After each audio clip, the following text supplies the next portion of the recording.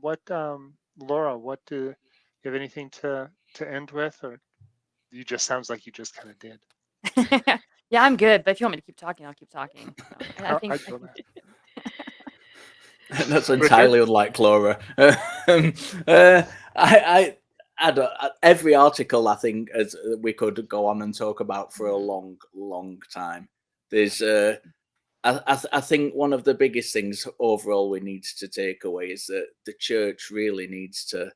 There's nothing wrong with believe. If you want to, I'm going to get so much flack for this. If you want to believe in God, that's entirely your prerogative. There's nothing wrong with that. But don't make excuses when it fucks up. You know, if your church is doing something wrong, own it, take responsibility, and admit it. And that's the way. You know, that's what the Bible taught: integrity and honesty, and slavery, and and slavery uh, and oppression of women. you know, Yeah. practice what you preach. Don't try and cover things up. People will respond much better. Genevieve. Yeah. Rich, I mean, you brought me to my last thoughts, which is,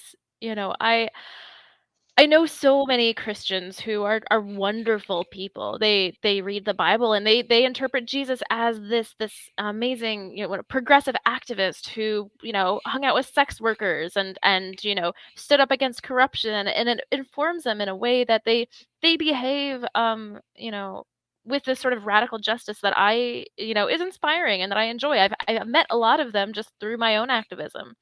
But this is the problem, is that, it's wonderful if you use the Bible to sort of influence your life in a positive way, but there are infinite interpretations of the Bible. You could believe that the Bible tells you that Jesus carried an AK-47 or an AR-15. I'm sorry. You can believe that it's more important to preserve your base and not report sexual assault. Because women aren't that important anyway, according to the Bible. You can read all of the same scripture. You can calculate n times, and you can believe that, you're not doing your duty unless you put Jesus in public schools. Everybody is reading the same book and coming to wildly different conclusions. And perhaps it would be better if we could just focus on being good people for the sake of being good people, and learning and understanding each other, and just having a more cohesive community and celebrating diversity, and not focusing our morality on this arbitrary book that clearly can tell you a million things. It reminds me of Susan B. Anthony, who, I'm not going to quote verbatim because it's not in front of me, but, I tend to distrust those who claim to know the will of God, for it always seems to coincide with their own desires. So that's Okay. that's my takeaway from all of Well this. said. Well said.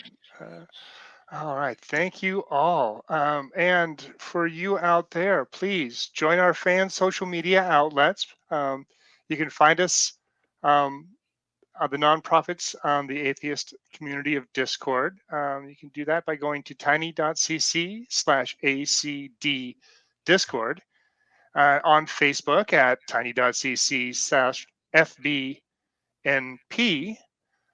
If you would like to support the show, you can do so by becoming a patron at Patreon, tiny.cc tiny.cc/slash Patreon NP.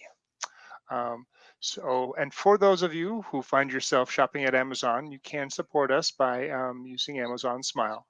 Um, Smile.amazon.com and select Atheist Community of Austin as the beneficiary. And please make sure to use the link, so you can help out the ACA. We do appreciate it. You value your feedback, so please tell us what you like, what you don't like. Give us comments and emails, nonprofits at atheist-community.org. And I wanted to thank you all for watching, and I'll see you all next time.